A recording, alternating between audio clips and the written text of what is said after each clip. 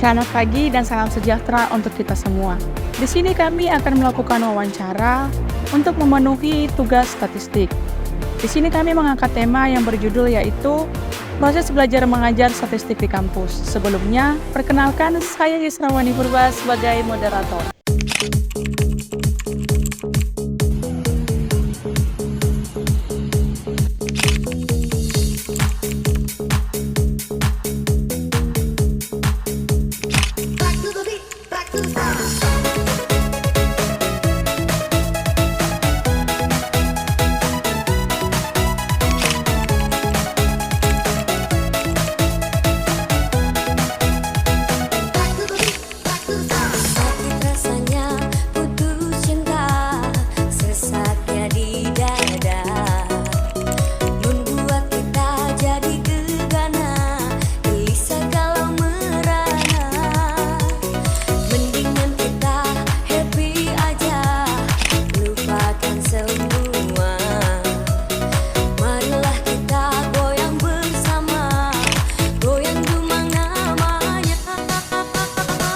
Nungguin ya, tunggu, kita wawancara dulu. Halo, selamat siang semuanya. Di sini kami ingin mewawancarai Ibu Ade Yuniati, SE, MSc. Oke Bu, apa kabarnya Bu? Selamat siang. Ya, selamat siang semuanya. Sahabat saya baik. Iya, oke.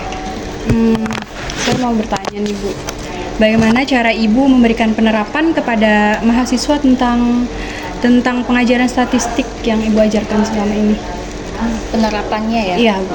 Penerapannya kepada mahasiswa terkait dengan mata kuliah statistik, baik itu statistik ekonomi dan bisnis 1 dan juga statistik ekonomi dan bisnis 2 ya. Kebetulan saya mengampu 2 mata kuliah itu. Jadi kalau misalnya saya menerapkan, biasanya saya kalau untuk tahun ini sudah menggunakan project based learning ya.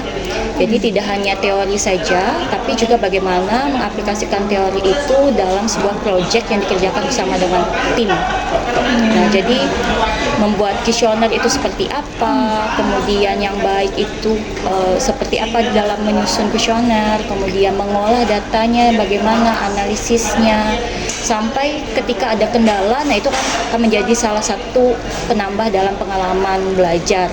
Kalau misalnya ada kendala, bagaimana cara untuk mengatasi kendala itu supaya tetap tujuan dari pembelajaran itu tetap bisa dicapai. Oke. Kalau untuk mengembangkan bahan ajarnya nih Bu, gimana Bu? Kalau untuk pengembangan bahan ajar, saya biasa menggunakan literatur, terutama yang banyak saya gunakan literatur asing ya, karena secara konten itu lebih up to date, jadi bisa kita gunakan. Kemudian saya juga mengambil dari beberapa artikel yang terpublikasi sebagai salah satu contoh dari penerapan apa yang ada dalam teori. Biasanya statistik kan digunakan dalam penelitian. Nah, kalau kita hanya berbicara terkait dengan teorinya, kita bisa lihat literatur, tapi dalam pengaplikasiannya itu lebih banyak di artikel ilmiah yang kita juga perlu untuk memahami perkembangannya sampai saat ini seperti apa. Alat statistik juga sudah banyak berubah. Yang dulunya hanya taunya SPSS, Excel ya. Sekarang kan sudah banyak, ada Stata, ada eViews, ada PLS. Semakin banyak alat tools yang perlu dipelajari, yang mana itu bisa kita lihat dari artikel ilmiah.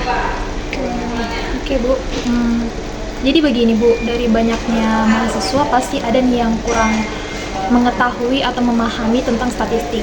Bagaimana perasaan Ibu tentang hal itu, dan bagaimana cara Ibu memberikan pemahaman kepada mahasiswa tersebut? Oke, jadi kalau misalnya ada mahasiswa yang tidak paham dengan materinya, biasanya saya akan berikan tambahan literatur untuk mereka bisa akses, bagaimana untuk mereka bisa baca dulu. Kadang kan mahasiswa itu bukannya tidak paham sama sekali, tapi belum membaca gitu ya dengan lebih komprehensif. Nah, setelah membaca sekali, membaca 2 kali, pasti sudah mulai terakumulasi lah pengetahuan itu, sehingga mereka akan menemukan mereka tidak pahamnya itu yang di bagian mana. Kadang kan kalau sudah seperti itu bisa dipahami ya. Kalau bisa mahasiswa ditanya bingung jawabannya, ya kan saya juga sebagai dosen bingung juga menjelaskannya kalau di bagian mananya yang tidak paham. Tapi kalau misalnya sudah membaca sendiri, kemudian dia tahu dia bingungnya di mana, nah itu bisa memunculkan diskusi. Oh ini baiknya seperti apa, yang mengacu pada literaturnya yang bagaimana. Jadi jawabannya juga bukan berdasarkan menurut saya, tapi menurut literatur itu seperti apa. Kemudian kalau misalnya terkait dengan keinginan mahasiswa membaca, itu kan tentu harus ada tuntutan sedikit ya dari saya. Biasanya saya kasih tugas, saya kasihkan latihan supaya mahasiswa itu mau tidak mau, suka tidak suka ya dia akan belajar membaca gitu, memahami materinya. Jadi ketika dia salah, oh dia tahu yang ini salah, yang ini masih belum tepat. Sehingga yang penting itu adalah ketika tahu salahnya di mana, ketika tahu oh yang ini belum dipahami, itu yang diperbaiki, yang ditingkatkan lagi gitu. Jadi memang harus ada pemberian latihan juga, tidak hanya memberikan materi, tapi ya tetap harus diberikan latihan supaya kita tahu pemahaman mahasiswa ini sudah sampai mana. Karena sejujurnya kalau mahasiswa itu tidak paham, saya perasaannya juga ada ketidakpuasan dari saya ya. Kenapa, di mana, apakah saya ada yang salah dalam memberikan materinya? Jadi supaya saya tahu, nah saya harus kasih latihan juga. Oh, apakah mereka sudah memahami apa yang saya maksud, sudah memahami literatur yang diberikan. Kalau misalnya ada yang tidak paham, nah di situ kan proses dari konfirmasinya itu. Oh, yang salah di sini, yang mereka belum paham di sini, nanti akan dijelaskan lebih lanjut seperti itu. Jadi Bu, nilai-nilai apa yang Ibu tanamkan dalam perkuliahan statistik ini, dan bagaimana nilai-nilai ini berhubungan dengan institusi mahasiswa? Oke, jadi kalau nilai-nilai apa yang ditanamkan, pertama saya pasti ya, kalau kalian pernah saya ampu, saya mengutamakan kejujuran. Saya nggak suka mahasiswa yang copy paste, yang mengarang data, karena yang namanya statistik, kejujuran itu hal yang paling utama. Tidak boleh ada kecurangan, seperti misalnya datanya tidak normal, atau datanya bermasalah, atau respondennya kurang, kemudian melakukan tindak kecurangan, isi sendiri kuesionernya, atau melakukan manipulasi data. Nah itu yang sangat saya tidak inginkan dan sangat saya hindari. Jadi saya tekankan harus jujur, karena statistik itu kita gunakan sebagai salah satu alat analisis dalam penelitian. Jadi kalau misalnya hal sekecil itu saja tidak jujur, kan akan berdampak besar nantinya. Apalagi hasil penelitiannya misalnya, kalau sampai misleading information atau menyesatkan informasinya, nah itu kan berbahaya sekali. Jadi harus jujur. Kalau ada masalah, lebih baik dijelaskan masalahnya di mana, kesulitannya di mana. Sama-sama kita cari solusinya. Jangan mahasiswa itu bertindak sendiri, melakukan hal-hal yang tidak etis. Nah, saya sangat tidak suka. Yang penting itu prosesnya. Masalah hasilnya nanti itu sesuai dengan ekspektasi atau tidak. Nah, itu kita akan sama-sama temukan. Oh, kalau misalnya tidak sesuai ekspektasi ya, ada kendalanya apa? Misalnya ekspektasinya survei 100 responden. Ternyata tidak sampai 100 responden. Kendalanya apa? Oh, ternyata kesulitan dalam hal menyebarkan kuesionernya ini karena targetnya misalnya ya driver itu kan sulit, kita minta waktunya dan lain-lain. Itu kan semuanya bisa dipahami alasannya. Yang penting solusimu seperti apa yang sudah kamu lakukan, prosesnya yang lebih diutamakan. Jadi harus kejujuran. Iya, harus etis lah. Jangan melakukan hal-hal yang di luar hal itu. Ya, Bu, pertanyaan selanjutnya Bu, Ibu kan banyak mengajar mata kuliah nih. Apa sih bedanya mengajar mata kuliah statistik dengan matkul yang lain? Nah, kalau mata kuliah statistik dengan mata kuliah lain itu memang mata kuliah statistik ini harus banyak praktiknya ya. Karena kalau misalnya hanya teori saja, tanpa ada praktik, mahasiswa itu akan sulit memahami ketika dia harus melakukan praktiknya. Jadi memang harus banyak praktiknya, kemudian harus projectnya itu memang terjun ke ya menemui respondennya secara langsung, tidak bisa hanya di kelas saja kan, jadi harus banyak melakukan praktek untuk dapat pengalaman belajar yang lebih. Kalau mata kuliah lain beberapa itu hanya teori saja, tidak ada praktiknya, hanya latihan, studi kasus di kelas. Nah, sedangkan statistik ini dia data, bisa kita gunakan data real untuk kita olah di kelas gitu. Oke, jadi apa kesulitan yang Ibu hadapi di saat mengajar mata kuliah statistik ini, Bu? Kendalanya sebenarnya karena ini ya, ketika kita perlu aplikasi untuk mengolah data. Nah, jadi kalau kita menggunakan aplikasi ini kan beberapa berbayar ya aplikasinya, ada lisensinya dan lain-lain. Nah, itu kan kalau disediakan oleh fakultas akan lebih mudah ya. Nah, jadi kalau bisa di lab gitu, jadi mahasiswa tidak perlu bawa laptop masing-masing. Selama ini bersyukurnya saya dibantu oleh mahasiswa yang mau bawa laptop pribadi gitu ya, untuk sama-sama kita mencoba running data. Tapi harapan saya akan lebih baik kalau misalnya itu bisa diakomodir oleh fakultas gitu ya. Itu saja sih.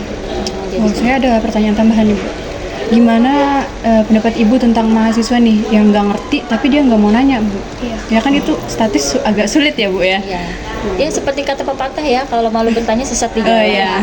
Jadi kalau misalnya memang malu bertanya, biasanya ada yang malu bertanyanya secara lisan di depan teman-temannya. Tapi ya mungkin karena takut dikira kenapa sih nggak paham-paham nih, mungkin dijudge gitu ya oleh temannya, atau dia merasa takut dijudge oleh dosennya. Tapi sebenarnya kalau saya itu memberikan kebebasan untuk silakan ditanyakan di kelas, karena bisa jadi kamu mewakili teman-temanmu yang lain yang mungkin belum paham gitu, tapi sama-sama nggak berani. Jadi harus ada paling tidak satu orang yang bisa memecahkan misteri itu, harus berani lah gitu, menanyakan, memberanikan diri. Kalau misalnya bertanya lewat WhatsApp, beberapa juga ada yang bertanya lewat WhatsApp, tapi biasanya kalau ada yang bertanya lewat WhatsApp itu saya akan tampung dulu pertanyaannya, saya jelaskan di kelas. Karena apa? Karena bisa jadi bukan hanya satu orang ini yang nggak ngerti ya, yang nggak ngerti, yang nggak paham. Jadi walaupun saya jawab, jelaskan, tapi kan namanya menjelaskan menggunakan teks ini kan agak statistik agak sulit juga ya. Beberapa kan harus misalnya menanyakan, Bu, ini tahapan prosesnya seperti apa? Itu kan akan lebih mudah kalau kita praktek langsung. Oh, ini loh, gini caranya. Oke, nanti saya tampung dulu ya pertanyaannya, nanti kita jelaskan di kelas. Jadi saya akan berikan tutorialnya di kelas, jadi teman-temannya yang lain itu juga mendapatkan informasi yang sama, tidak hanya yang bertanya di WhatsApp itu. Oke. Pertanyaannya sudah cukup, Bu. Kami berterima kasih pada Ibu sudah meluangkan waktu untuk kami. Mohon maaf mengganggu waktu Ibu ya, Bu. Ya, terima kasih juga, semoga bermanfaat ya. Assalamualaikum warahmatullahi wabarakatuh. Baik, di sini kami ingin menyampaikan kesimpulan dari hasil wawancara kami. Penerapan yang digunakan dalam mengajar mahasiswa mata kuliah Statistik Ekonomi 1 dan 2 tahun ini sudah menggunakan proyek based learning, tidak hanya menggunakan materi saja, tetapi lebih fokus ke proyek tersebut agar membangun kerjasama tim.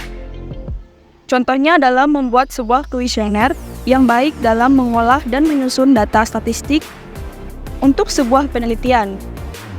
Karena statistik saat ini sudah banyak berubah, yang dulunya hanya mengenal Excel dan SPSS, kalau sekarang sudah banyak berkembang, yaitu ada Stapa, IFU, dan PLS.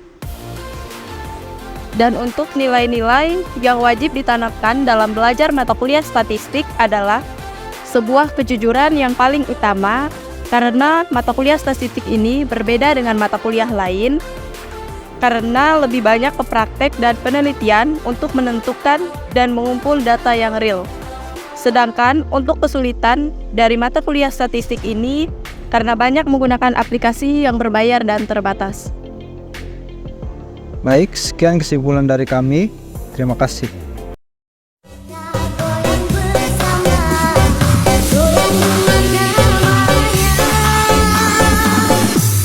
Ayo goyang demam, biar hati senang, pikiran tenang, kau jadi hilang. Ayo goyang demam. Sekian dari wawancara kami pamit undur diri. Terima kasih. Bye-bye.